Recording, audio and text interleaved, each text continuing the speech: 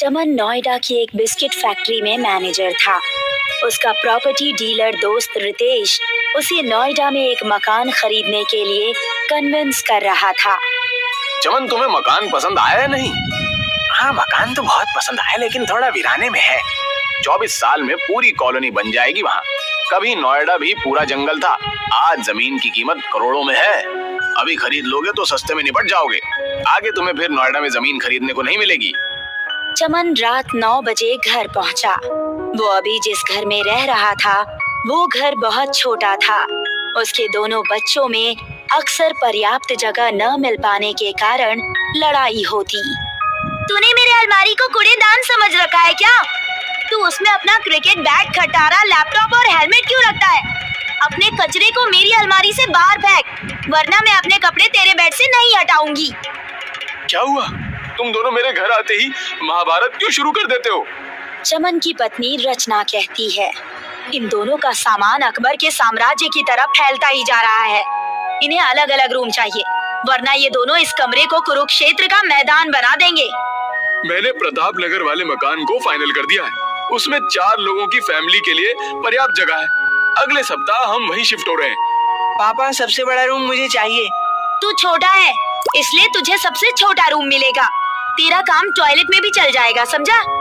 अरे तुम दोनों फिर शुरू हो गए। उस मकान के सारे कमरे बराबर हैं, इसलिए कोई झगड़ा नहीं। कुछ दिनों बाद चमन का परिवार नए मकान में पहुंचा। यहाँ तो घोर सन्नाटा है। ऐसा लग रहा है जैसे हम आम बस्ती से बिल्कुल कट गए हैं। कुछ दिन रहेंगे फिर आदत पड़ जाएगी। यहाँ रोड बहुत चौड़ा है, कार, ट्रक, सारे वाहन आसानी से आ सकते हैं। रोहन और पूजा ने अपने अपने कमरे पर कब्जा कर लिया। देर रात तक वो लोग सामान सेट करते रहे। फिर जब वो लोग सोने लगे तो लाइट चली गई। जब काफी देर तक लाइट नहीं आई तो चमन ने मीटर चेक किया। अरे मीटर में तो लाइट आ रही है, फिर कमरों में क्यों नहीं आ रही? पापा, किसी इलेक्ट्रिशियन को फोन कीजिए ना, गर्मी के मारे बुरा हाल हो रहा है। मैं यहाँ किसी इलेक्ट्रिशियन को जानता भी तो नहीं। रितेश के पास इलेक्ट्रिशियन का नंबर होगा, लेकिन वो तो फोन बंद करके सो गया। तभी अचानक किसी ने डोरबेल बजाई। चमन ने दरवाजा खोला तो बाहर मुस्कुराता हुआ एक आदमी खड़ा था। मेरा नाम मुकेश है, मैं इलेक्ट्रिशियन हूँ। क्या आपने मुझे बुलाया? इससे पहले कि चमन कुछ बोल पाता, मुकेश नाम का आदमी सबसे पहले रोहन के कमरे में गया और स्विच बोर्ड खोलकर चेक करने लगा। हमने तो किसी को बुलाया नहीं, फिर ये आदमी इतनी रात में अचानक कैसे? अरे छोड़िए ना पापा, हमें क्या मतलब, शायद भगवान ने हमारी पुकार सुन ली और इस आदमी को भेज दिया। मुकेश रोहन के रूम की लाइट ठीक करके बोला, अब बस इसी कमरे में लाइट रहेगी, बाकी मैं कल ठीक करूंगा। पैसे भी मैं तभी लूंगा जब पूरे मकान की लाइट ठीक हो जाएगी। इतना कहकर मुकेश वहाँ से चला गया। चलो तुम लोग अपने अपने रूम में जाकर गर्मी का आनंद उठाओ और मैं आराम से पंखे की हवा में सोऊंगा। रोहन तो सो गया, पर बाकी लोगों को नींद नहीं आ रही थी।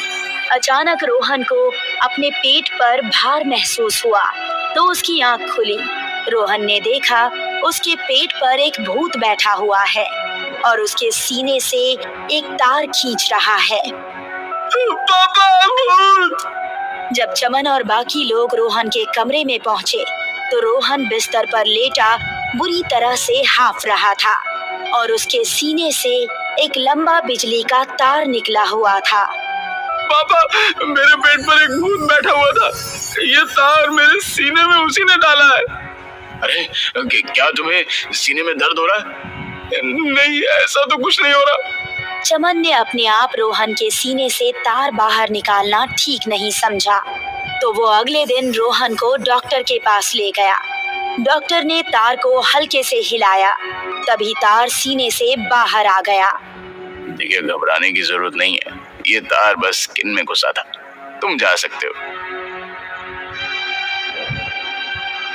रात में इलेक्ट्रिशियन फिर से चमन के घर आया और इस बार पूजा के कमरे की लाइट ठीक करके चला गया। उस रात पूजा गहरी नींद में सोई। अचानक पूजा को अपने शरीर में बिजली का झटका महसूस हुआ। जब उसकी आंख खुली तो उसने देखा कि उसके पूरे शरीर में तार और बल्ब लिपटे हुए हैं और स्विच बोर्ड के पास भूत खड़ा हुआ था। उसके हाथ में एक प्लग था। भूत ने प्लग को सॉकेट में लगा दिया और पूजा को बिजली का तेज झटका लगा। उधर चमन और रचना अपने कमरे में बातें कर रहे थे। ये इलेक्ट्रीशियन भी अजीब है, ये एक बार में सारे घर की लाइट ठीक करके क्यों नहीं जाता? अरे होने दो, हमें क्या करना है। वैसे भी इस एरिया में दूसरा इलेक्ट्रीशियन खोजना मुश्किल है। रितेश छुट्टी पर चला गया है, उससे बात ही नहीं हो पा रही है। तभी रचना और चमन को पूजा की चीख सुनाई दी। दोनों जब पूजा के कमरे में पहुंचे तो उन्होंने पूजा को लगभग बेहोशी की हालत में पाया। अरे क्या हुआ बेटी, तुम्हारी ये हालत किसने की? यहाँ एक भूत था पापा, उसने मुझे करंट लगाया। ये सब क्या हो रहा है इस घर में? कल रोहन के सीने में किसी ने वायर डाल दिया और आज पूजा को करंट लगाया। मेरी तो कुछ समझ में नहीं आ रहा है। यहाँ कोई भूत प्रेत का चक्कर तो नहीं है? हमने बेकार में ही इस वीराने में मकान खरीदा। तुम भी कहाँ बेकार की बातों में पड़ी हो। ये दोनों भाई बहन ही भूत बनकर एक दूसरे को डरा रहे होंगे। पूजा, क्या ये बात सच है?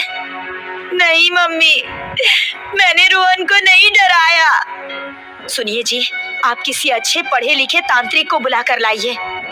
तांत्रिक वगैरह को बुलाना मैं तभी ठीक समझूंगा जब मैं अपनी आंखों से भूत देख लूंगा।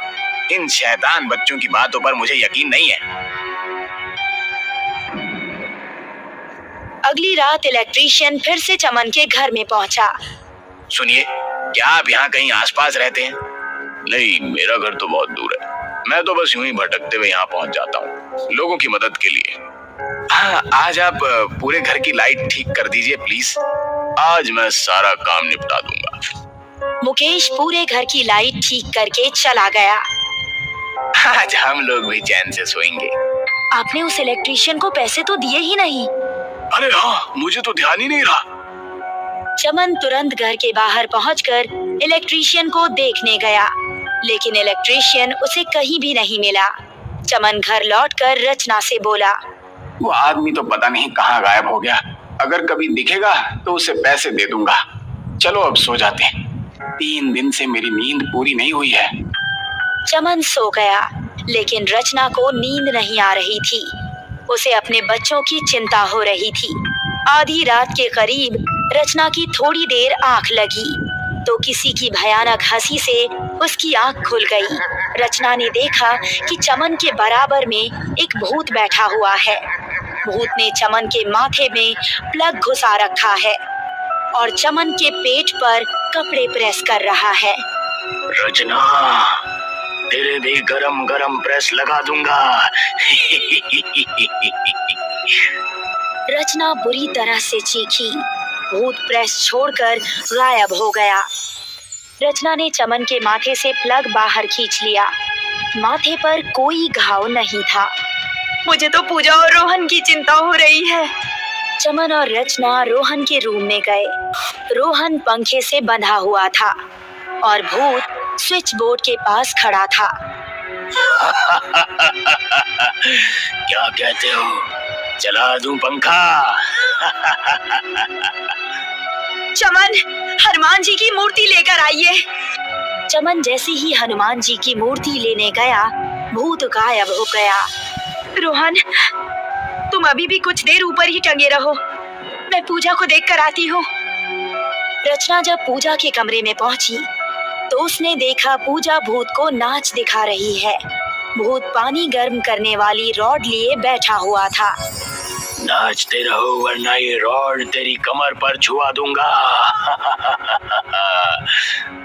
पूजा, इस कमीने के सामने मत नाचो तुम। तू भी नाच कर दिखा वरना तेरे भी ये रॉड लगा दूंगा। उधर रोहन के कमरे में चमन रोहन को पंखे से नीचे उतार रहा था। रोहन ने जब रचना की आवाज सुनी तो वो तुरंत पूजा के कमरे में पहुंचा। इस बार रोहन ने भी भूत को देख लिया। जैसे ही रोहन ने हनुमान जी की मूर्ति भूत के सामने रखी तो भूत गायब हो गया।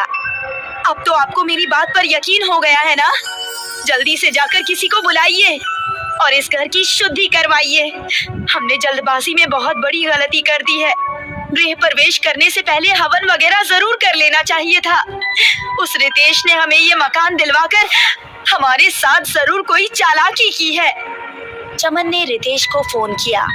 जब उसने फोन नहीं उठाया तो वो रितेश के घर भी गया, लेकिन रितेश के घर पर ताला लगा हुआ था।